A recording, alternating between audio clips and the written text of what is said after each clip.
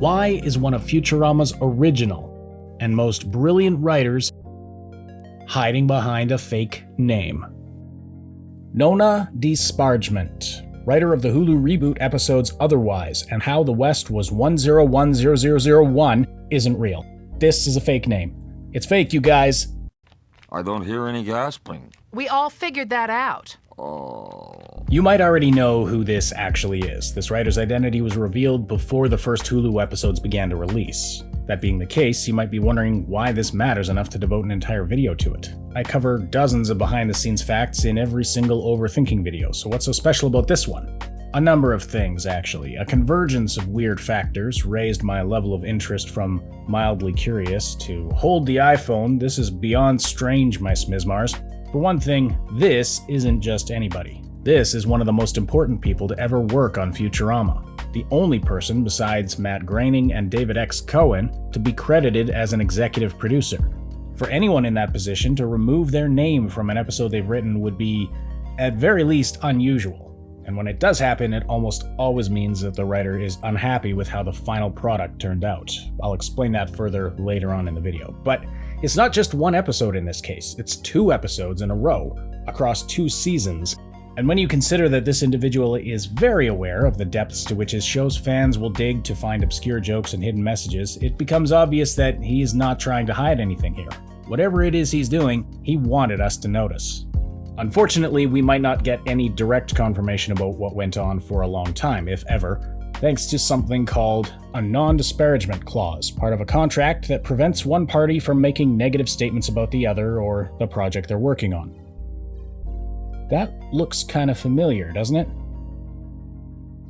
Quick disclaimer, nothing in this video is legal advice and I don't have any inside info. Any conclusions that I draw are my own theories and opinions based on publicly available information, and I can't wait to hear all of your thoughts about this in the comments. Don't forget to bend those like and subscribe buttons. Now let's begin our deep dive into a strange situation that began just a few months before the first Hulu episodes began to release. In December of 2022, a Futurama panel took place at LA Comic-Con. Among the panelists was veteran Futurama writer and producer Patrick Verone, who participated in a discussion about the names of the first 10 Hulu reboot episodes, which IMDb had released, and in many cases, gotten wrong. While answering a question about the curious title How the West Was 1010001, Verone stated unambiguously that the episode's writer was none other than Dr. Ken Keeler, PhD. And by the way, that script, I think I can reveal that script was written by Ken Keeler, and so the likelihood... At the time, this wasn't any kind of a bombshell reveal. It was no surprise that Keeler was involved, and nobody had yet seen or heard the name Nona di Spargement. It's possible that at the time this panel took place, Keeler had not yet decided to use it. And if he had, it appears that Verone either wasn't aware of it, or knew that it wasn't actually meant to conceal Keeler's identity. Although we see Verone hesitate slightly before revealing that How the West yada yada something in binary was written by Keeler, he showed similar hesitance before answering pretty much any other question about an upcoming episode. But is that technically a finale? Can we say that? I don't even know who wrote that episode. No, it's common knowledge, or it's been publicly revealed, that we were picked up for 20 episodes. Right. So that one is not the final episode. He was being careful with what he said, which supports the idea that Keeler's pseudonym was not yet known, or was just simply not a secret. Of course, there's a chance that this was a slip-up, but I find that unlikely. That Keeler was writing for the new season was no secret. Verone and the other panelists discussed it openly and repeatedly. One of the writers, Ken Keeler, who is responsible for making our scripts as short as they are and keeping them within the page count in a process known as Keelerization. Yeah. You know it's not real because there are multiple syllables in the fake alien planet, and Ken would not allow that. True. Did Ken Keeler write that? No, that's David's episode. Oh, okay. Yeah. As you pointed out, or as I think you pointed out, Ken Keeler always writes the finale. So the question of Dispargement's identity was settled before anyone had begun to ask. Of course, not everybody was aware of the content of the Comic-Con panel, and sometime later, when official writing credits for the new season were posted online, some hyped-up fans who were busy combing the internet for shreds of info about the upcoming show immediately noticed something amiss. Among familiar names like Patrick Verone, Eric Horsted, and David X. Cohen was a name they'd never seen and which appeared to have no other writing credits whatsoever. What's more, a name they hoped and expected to see was glaringly absent. Where in Curriculax was Ken Keeler, the man responsible for many of the show's best scripts, quirkiest songs, and nerdiest jokes? Who wrote Godfellas, the series has landed, and all of the series finales? Who used his PhD-level math knowledge to write a theorem to prove it was possible to untangle the body-swapped characters in The Prisoner of Benda? And they say pure math has no real-world applications. And perhaps his most notable contribution, that the word underpants is 20% funnier than underwear. The absence of Keeler's name was confusing, if not outright troubling. He was still credited as an executive producer, but that really doesn't say much about his actual level of involvement. Executive? It's a meaningless title, but it helps insecure people feel better about themselves. Eventually, Verone's comments at the 2022 panel became more well-known, and the community realized that Dispargement was Keeler. Naturally, they had some theories about what was going on. Some thought that the name was just a joke, perhaps one that would make sense once we'd seen the episode to which it was attached. I'd say it was a decent theory at the time, but it's one that hasn't really held up. Aside from the fact that the name sounds kind of Italian, and the episode could possibly be considered a spaghetti western, there's really nothing that connects the pseudonym and the episode in a thematic way, not to mention the fact that Keeler used the same pseudonym on Otherwise, which does away with the idea that the reason for the name was episode-specific.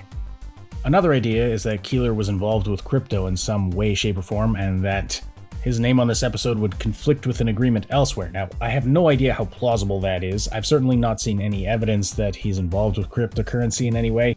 But once again, Otherwise has nothing to do with cryptocurrency. Others had a more cynical theory, suggesting that the name was a sign that trouble was brewing behind the scenes and that one of the writers involved wasn't too happy about how things were going.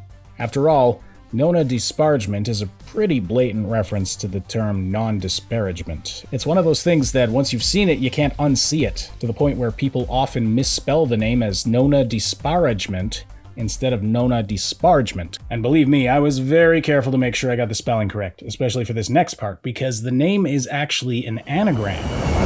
If you painstakingly rearrange the letters, it spells... Well, the good news is this should boost interactions. Stupid jokes aside, Nona di Spargement really is an anagram of non-disparagement.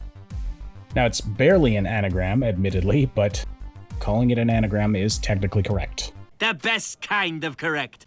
If this was supposed to be some kind of intentional signal to the fans, or perhaps some kind of a jab at people who were messing with Keeler's work, some wondered if it, in and of itself, could be considered a breach of non-disparagement. Now, if there's any lawyers in my audience, feel free to weigh in the comments. I'm not going to give an opinion since I'm not a lawyer, and even if I was, I believe the answer would depend heavily on the exact wording in Keeler's contract. But even if everything was legally square, why would the people in charge let him get away with this? Anyone using a pseudonym like this sure looks like they're trying to call attention to the fact that they're under a non-disparagement clause. Pay attention to me! And what's the point of doing that if not to hint that there's something you want to say but can't? Herein lies the genius of what Keeler did, if indeed he did this for the reasons I suspect. Over the last couple of months, I've learned more about the rules and procedures of TV writing credits than I ever cared to know. And while I can't claim to have exhaustive knowledge, it seems pretty clear that nobody at Hulu or any other company involved in the production could prevent the use of this pseudonym, nor could they remove it after the fact. To do so would itself be a breach of contract, which, frankly, feels like a comedic twist right out of one of Keeler's episodes. What a brilliant legal shenanigan. And that's all thanks to a little organization known as the Writers Guild of America. The WGA is perhaps best known for their ability to annoy the entire world by going on strike, but they serve an important function in Hollywood and elsewhere. It's a labor union that ensures employment standards and protections for writers against having their work stolen or misattributed. It also protects them from the opposite problem, something I'd never even considered before researching this, the problem of being forced to put their name on a finished product that they don't approve of or which they fear will harm their reputation. The final product doesn't always reflect what the credited writer actually wrote. Scripts are edited and rewritten at various stages of production by people who have their own ideas about how things should go, to the point where the original writer might not even recognize the script, but their name is still on it. Writers Guild regulations ensure that a writer has the opportunity to review the final shooting script at the end of principal photography. There are some details here I'm not privy to. For example, I don't know how you define principal photography for an animated production, but a writer gets to see a relatively finalized version of the script, and at the same time, they have to be shown the proposed writing credits.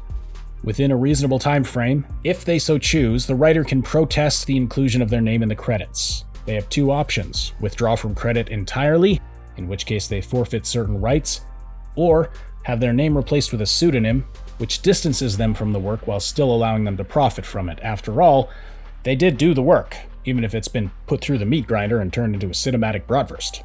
There are also plenty of other, less protesty reasons why a writer might choose to use a pseudonym. The bottom line is, any pseudonym that's used by a writer has to be registered with the Guild, for a number of reasons, one being to ensure that any residuals for the work go to the right person.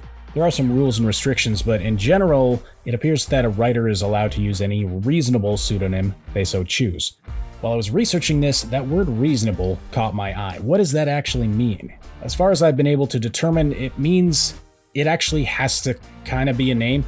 You know, you can't call yourself Pants Dump McStupidface, for example, or wow, this show sucks, fire the director please, Jones.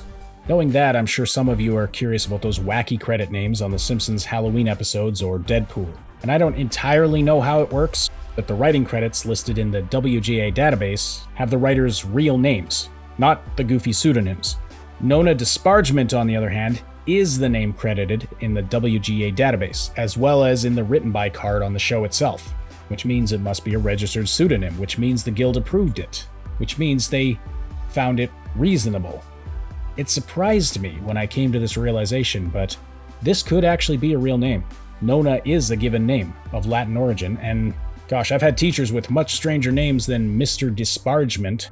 It's just fuzzy enough to make it plausible that the similarity to the term non-disparagement is a coincidence.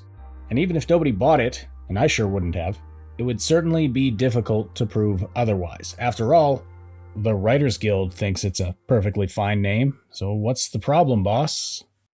I want to reiterate that this is not legal advice or analysis. I'm using the word prove in a general, logical sense.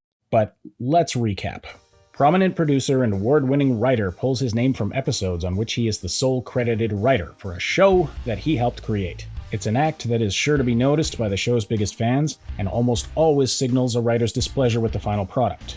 His chosen pseudonym meets the Writers Guild's standard for reasonableness, yet signals the concept of non-disparagement to anyone who gives it more than a passing glance.